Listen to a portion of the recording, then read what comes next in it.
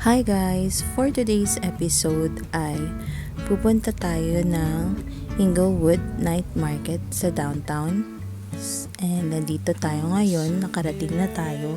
Dito kami nagpark sa street and doon tayo pupunta. Lalakarin natin siya. So, welcome to Inglewood Night Market.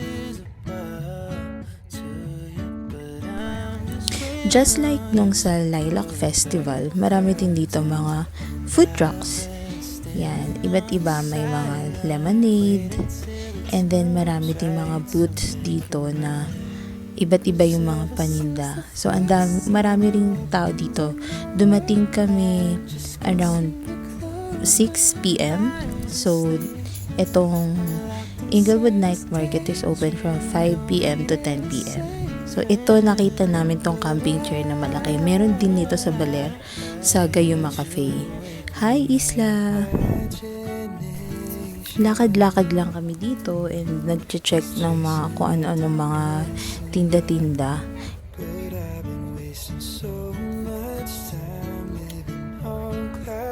Ang cute nila. Yan. And ito nga, yung kanina sinabi ko, maraming food trucks dito, iba't ibang mga food like this one, Korean barbecue.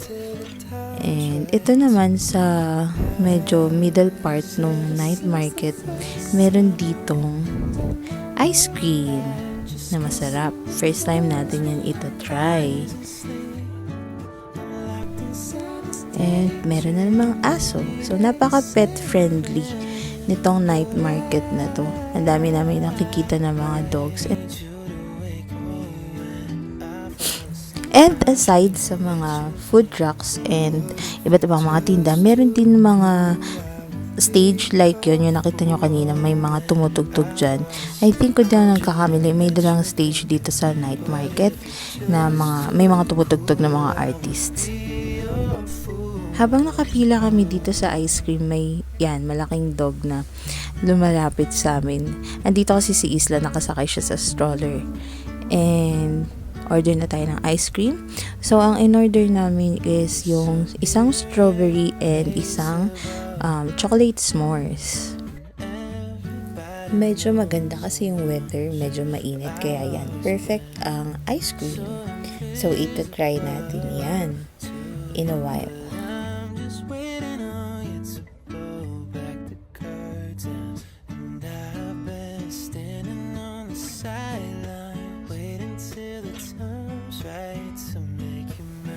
And eto na siya. Ito ang Campfire S'mores, chocolate s'mores. And this one, ito yung strawberry.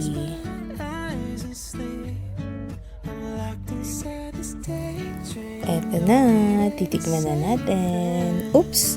Nakita ko yung strawberry. So, syempre, yun yung unahin natin. Taste test. And masarap siya. Balance yung lasa ng creamy and ng strawberry na medyo may asim siya, and yung s'mores naman na too sweet. Dito naman sa medyo last part na nung night market, meron kami nakita na set up sa labas ng Italian restaurant, pizza at saka pasta. So dito, ipe-prepare nila sa'yo yung food yan sa harap mo.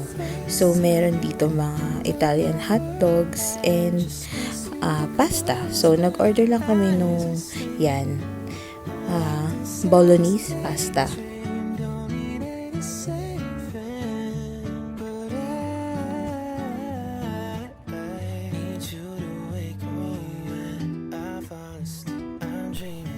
Masarap din tong pasta nila kasi lasang-lasa mo yung meat.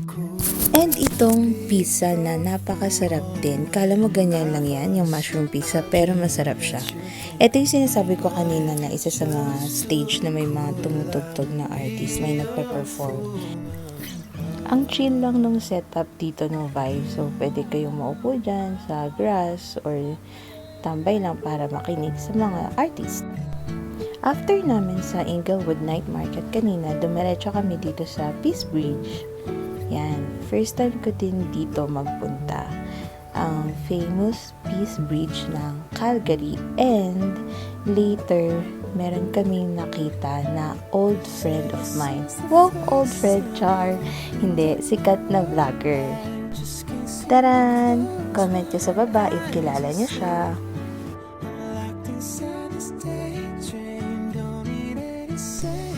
Bakit nga ba ako nag-video? Isa sa mga reasons kung bakit ako nag-video is to capture the memories. Para paglaki ni Isla, mapanood niya to na kahit bata pa lang siya, maliit pa lang siya, makikita niya na nag-e-effort kami ng daddy niya para mabigyan siya ng mga happy memories. And we only have one life to live, so let's make the most out of it and spend it with our loved ones, the ones that truly matters.